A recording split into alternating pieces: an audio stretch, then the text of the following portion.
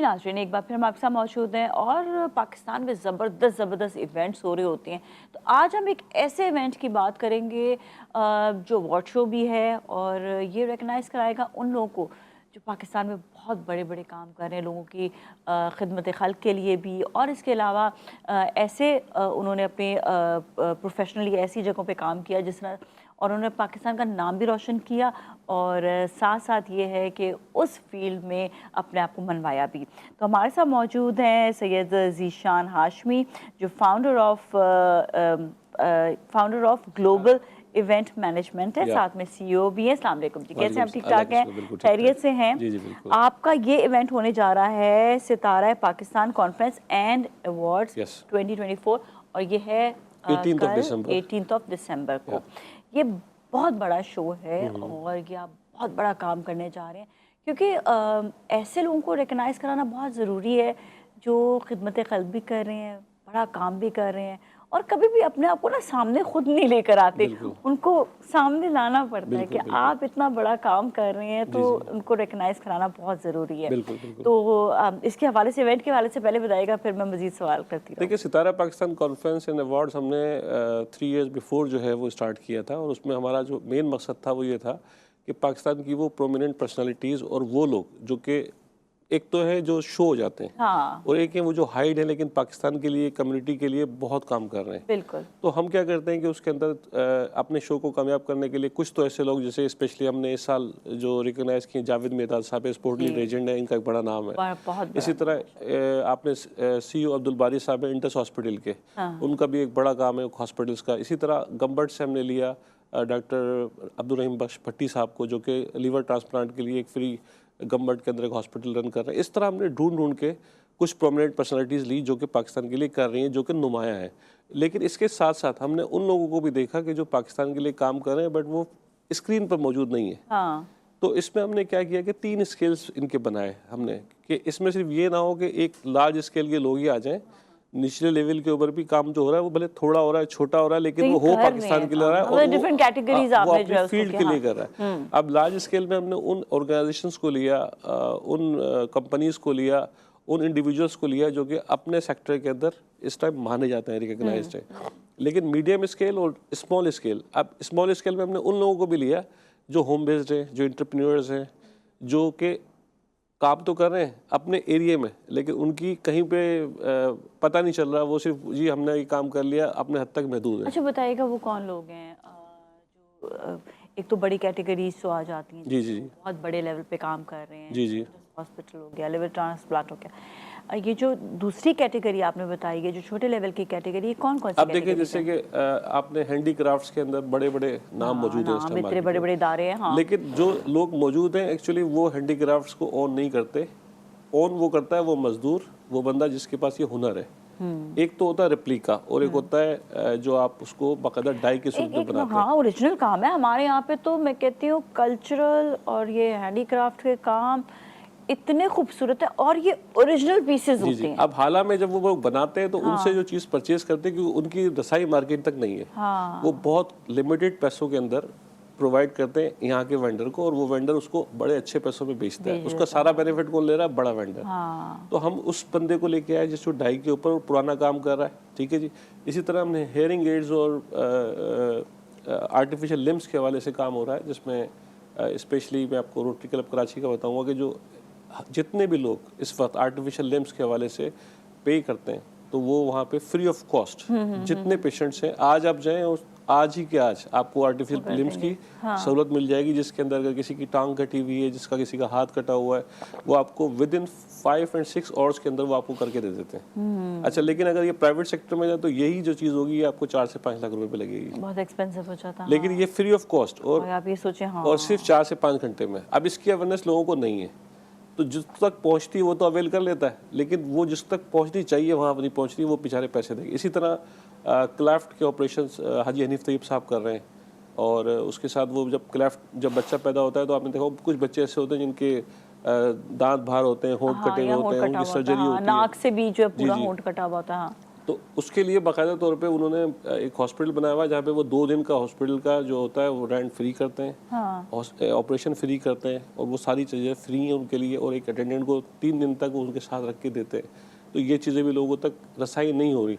वो काम बहुत कर रहे हैं, बेहतरीन तरीके से कर रहे हैं, लेकिन हर किसी बंदे को ये बात नहीं पता।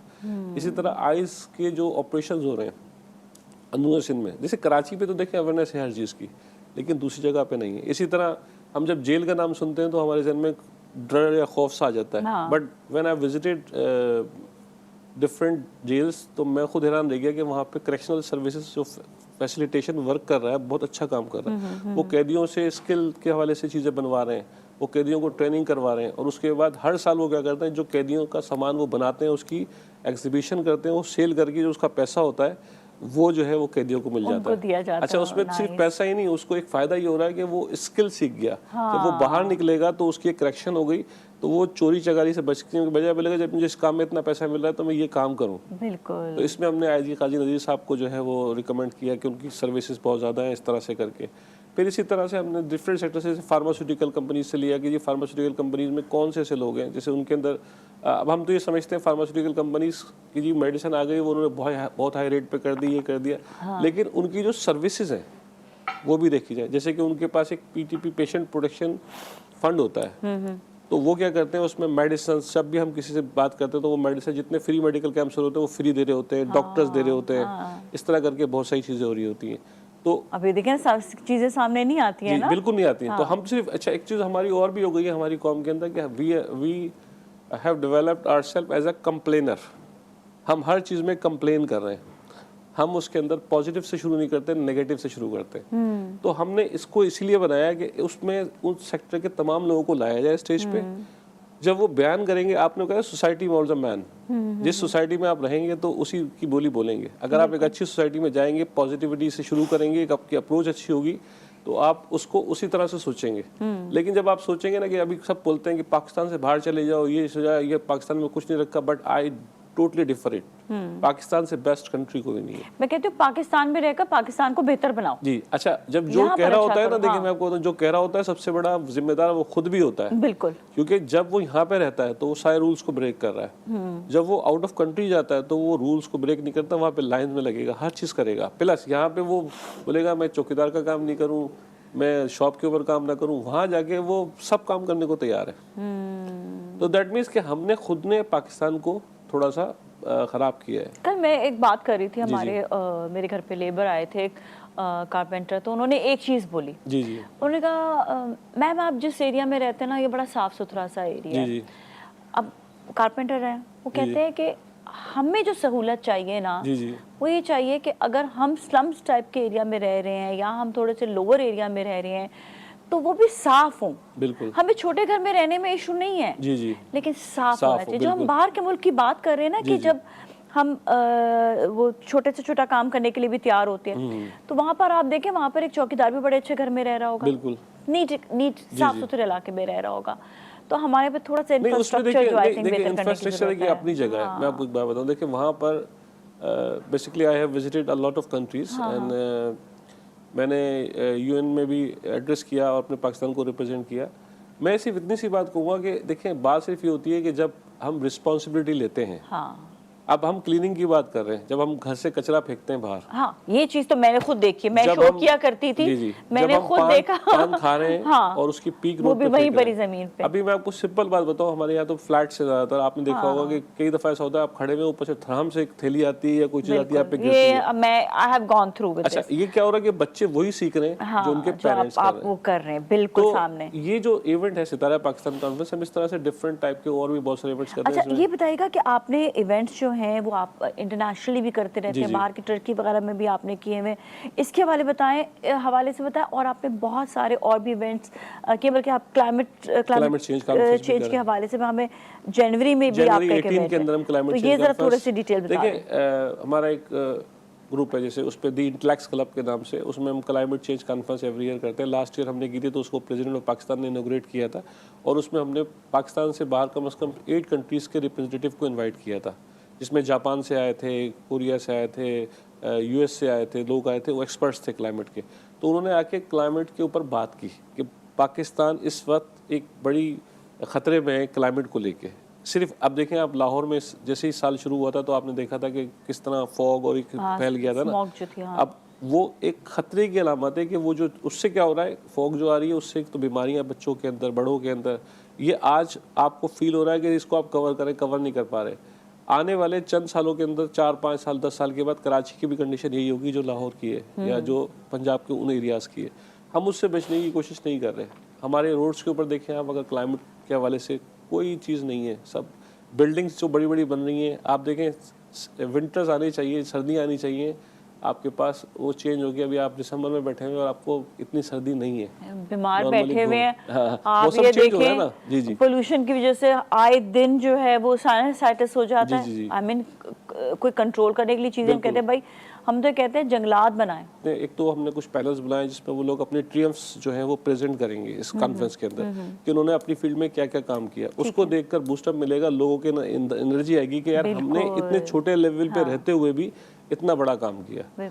जैसे कि हमने, और हमें रिकॉग्नाइजेशन मिल रही है ना। जी बिल्कुल बिल्कुल।